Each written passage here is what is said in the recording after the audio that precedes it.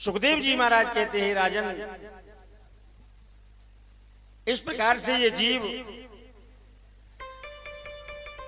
इन कर्मों से तौबा कर लेता है कि मैं जीवन में कभी कर्म ऐसे नहीं करूंगा जिससे मुझे पाप मिले, तो उसका कल्याण होता है।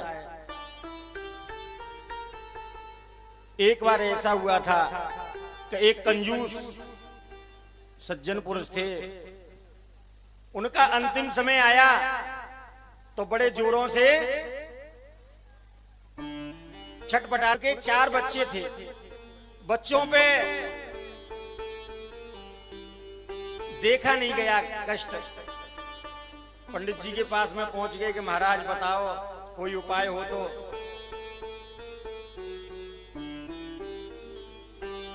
तो उन्होंने कहा कि भैया तुम्हारे पिताजी का अंतिम समय चल रहा है, इस समय आपको गाय दान करनी चाहिए। गाय के दान से कष्ट दूर हो जाते हैं। गाय का ऐसा वो होता है कि 3 महीने 3 साल 3 दिन या तो या पार या या पार।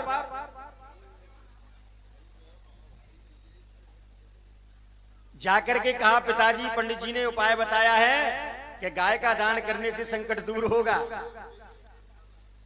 ये कंजूस प्रवृत्ति के बोले, दुष्ट हो, मुझे मालूम है तुम ऐसा ही करोगे, पंडितों के चक्कर में आके अपनों में जुरो जुरा धनु बिल्कुल खर्च कर दे।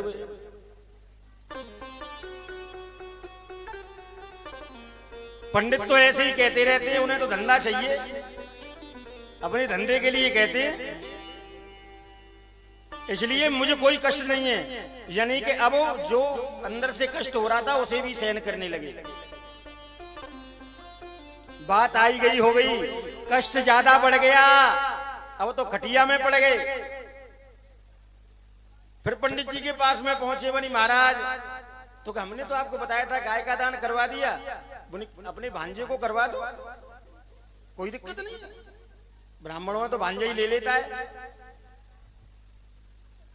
तो कि हमारे पिताजी इतने कंजूस हैं कि वो गाय दान नहीं करेंगे, और अगर उनको हमने पूंछ भी पकड़ा दी तो पूंछ पकड़ने से पहले ही उनके प्राण निकल जाएंगे।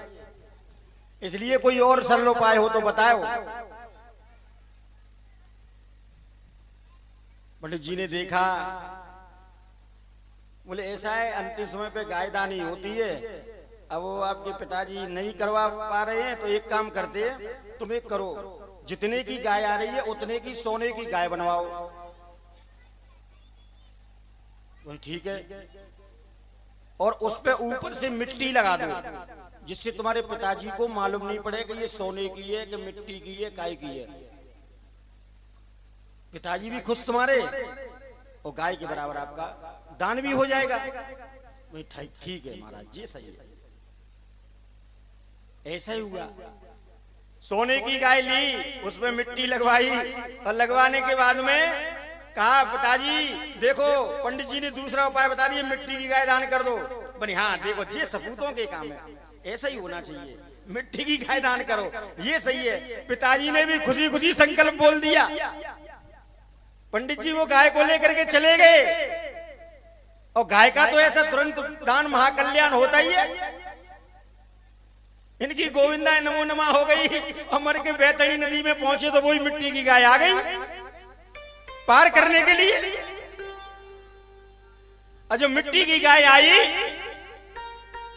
यम के दूतों ने कहा पूंछ पकड़ लो गाय की, पूंछ पकड़ ली गाय की।